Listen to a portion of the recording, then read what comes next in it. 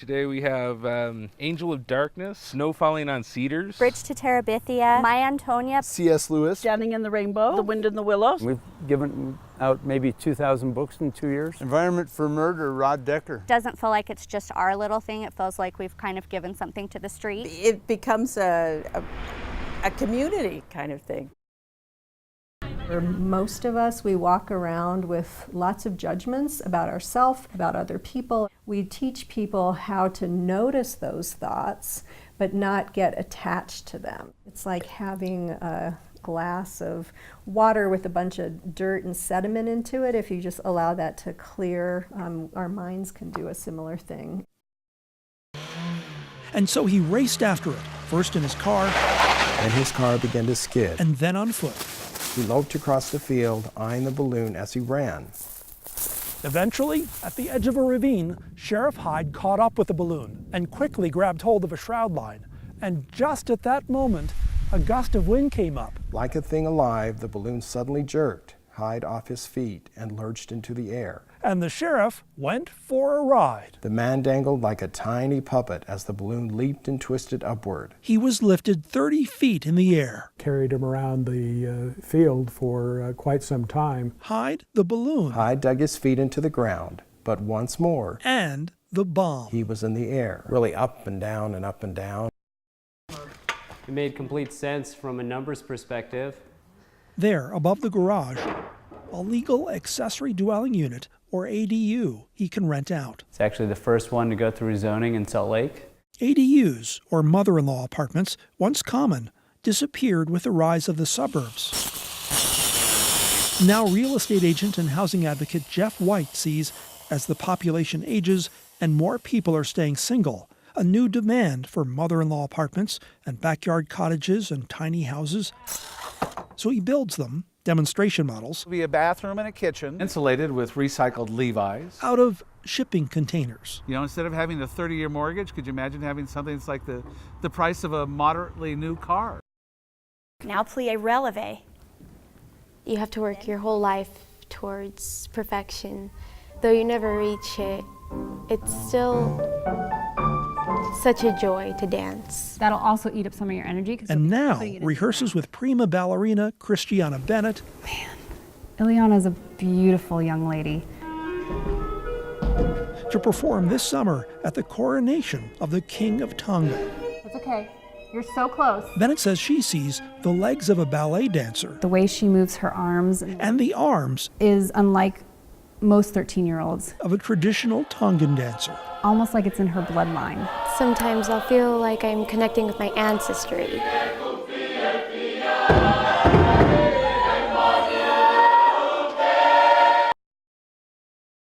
It makes me sad. If cancer was a fish, Alex, here age 6, No, wait, 6 3/4. 6 3/4, knows just what he'd do. I'll throw it back into the water. So I put together this little book and It was Tiffany Berg-Coffin who got the idea to turn cancer into a fish. It became a story she shared with her nieces and nephews and with her 5 kids. There was a growth on his lip. When her husband, Paul Berg, was diagnosed with cancer. The thing that was so hard in our home was that it was very quiet at that time. The kids really weren't talking anymore. When we heard it was terminal, I kind of just shut everything out, just decided to ignore it. How did you express your anger? I just kind of kept it to myself. I was afraid because they weren't talking. In the story, If cancer was a big black spider, a boy imagines cancer is a spider Tiptoeing its fuzzy 8 legs across my sidewalk. and gets angry. That's when my mad feelings about cancer come out. Imagines it's calling on the phone, I would sit on the couch and let it ring and ring. I wouldn't even move a muscle. or that it's a I would cross my arms tight over my chest. playground bully. you're just a bully and I hate you.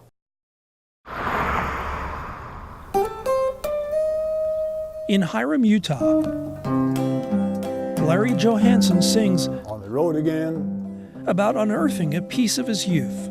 my 34 will be on the road again. In 1951, a 15-year-old Johansson got his first car. Bought it from a widow lady here in town with my bean picking money. A 1934 Ford two-door. took his driving test in that car, and he was on the road. So I was probably one of the first kids at 15 to be able to get a car. And Then Johansson and his parents saw a newer, fancier model, a 1937 Ford. He sold the engine, and what was left ended up in the town dump. Life went on. Johansson served in the Army, but returned to check on the 34. over time, there was more and more cars piled on it. He married Lou Dean and had 3 kids, but Realizing what I had, and kept looking back. this 34 always was in the back of my mind. And I thought, would it be possible? The old empty grave still down there. 50 years later, Tree in the middle, an old oil stove down inside of it. with the encouragement of his son-in-law, He wanted me to come down and take a look at it. And he said, if you want it bad enough, we can probably do it. Johansson decided to reclaim his car. So we worked on it for 3 months. Come and dig at it every weekend. We were throwing dirt up 6 feet, 7 feet over our heads. It's kind of like autoarchaeology. Today, July 10th, 2003. Finally, on his 68th birthday, It was quite a day. I was in a restoration slump. they pulled it out. So I dug it from the dump.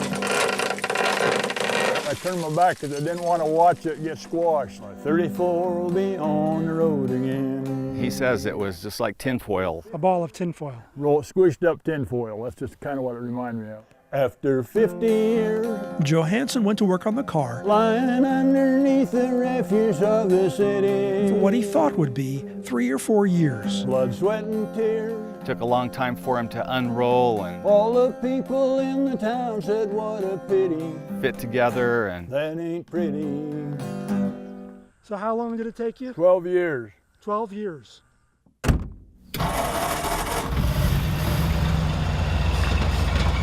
Now Larry Johansson, at almost age 80, hears an old familiar sound. There's something about a flathead V8 that just always purrs like a sewing machine. As a memento of the night he and friends went out pilfering watermelons. That's the bullet hole here. There's something about, especially being that young and getting behind the wheel, and It gives you independence. yes, independence. I mean, it's a rite of passage.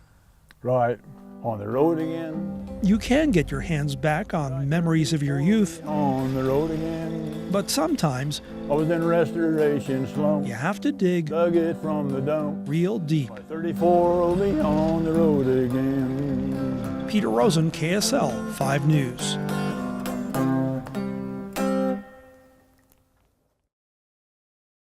But with an assignment for a writing class, Commit a public act of poetry. this woman, who prefers to remain nameless, really found poetic justice. We've put them up in the avenues, on the west side, on the east side. Poet seeks apprentice to earn over $120,000 a year. Poetry helped me lose 20 pounds in 8 weeks. You can too. If I were a shark who swam in the sea, I'd hunt you for your sweet flesh. I'd swallow you whole, feel your heart in my mouth, to always be with you. In Park City, There's a lot of large houses around here. Stu Johnson and Valerie Larviere have the smallest house on the block By quite a lot, yeah. by far. I think some of our neighbors are a little bemused. The couple lives in a small, It's 130 square feet. a tiny house. 130. 130.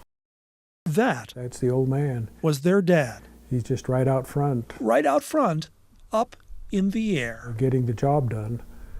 Peter Rosen, KSL 5 News.